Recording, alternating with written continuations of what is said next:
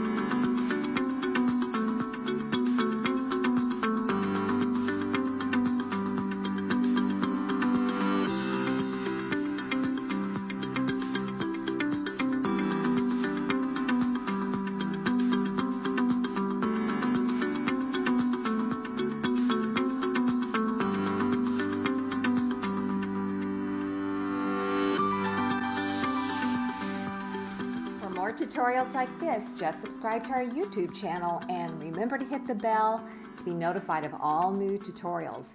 Thanks again, everyone.